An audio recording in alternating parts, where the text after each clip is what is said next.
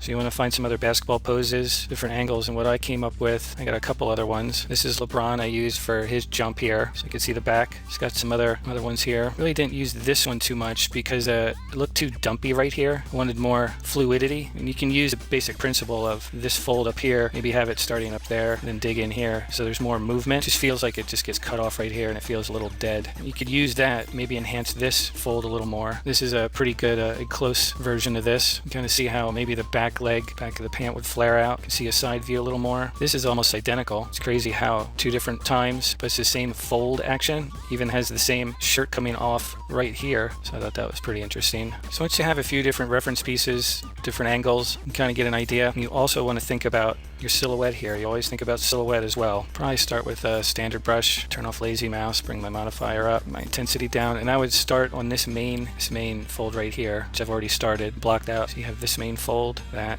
it scrunches up here, then that loops around to the other side. So right there, you have a lot to work with right there. Ignore all the other little guys. Just focus on those right now. Dig that in. Also keeping in mind where it is with the body. Just like when you're doing anatomy or when you sculpt anatomy from a pose, you want to see the relationship. When you triangulate, like this shoulder can go to that shoulder. If I drew an angle down to his ankle, would that be the same angle over here? How's that angle? So you can kind of get an idea. So let's say you're doing your drapery here, you draw a straight line across, understanding that you have the same angle as this, draw straight. So where does it meet up? And you also have to take into account that there's some perspective going on here. We don't have perspective. You can mess with perspective a little bit if you want. I try not to use it too much because it can get confusing. But if you want to line up a piece like this, turn it on a little bit, maybe like 15 or something. And this doesn't have to be exact, but if you want to get in the ballpark, this is how you do it. So mine is a little low here, so I'm probably going to pull that up, because if I don't pull it up, I'm going to miss a lot of this mass right here. Everything's going to be a little off. Let's just pull him up a little bit. You can also look at the relationship from this fold to the end here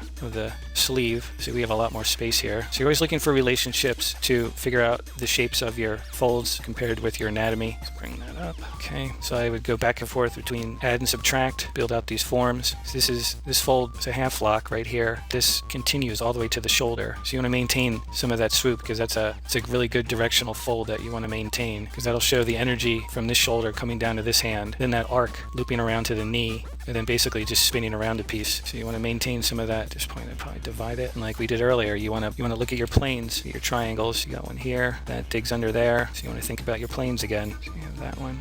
Looking at this right here, then you would follow this one around. So when you're looking at this, okay, what happens when I bring it around to the other side? So to get an idea, okay, it's swooping around, this is cupping under, this is coming around, kind of get an idea. Look at this, look how it's coming around. Pick any side shot. It's not exactly the same type of fold, but you can see where kind of what happens with the transition area right here. Kind of get an idea of what's going on. So that would probably come down like this, and there'd be another one, kind of like a half lock type of situation. That would probably continue. It would probably come to an end back here somewhere. It would start tucking in. Let's lay out a directional fold. Same thing with this one, this side, have it cup around. Just be careful that you're not getting too uniform. You don't want these the same exact like half lock, zigzag type folds here on the side. See how you can have it uniform? Just be careful of that. Maybe have this one, smooth it out, maybe have this one come down and cup into this, dig in there, and have some mass of the shirt where it's kind of loose here. Let's go with these 0G type of jumping and really have a lot of fun. Kind of go back to that lesson we just went over with the Bernini type of folds, where you can just kind of make some shapes, try and maintain the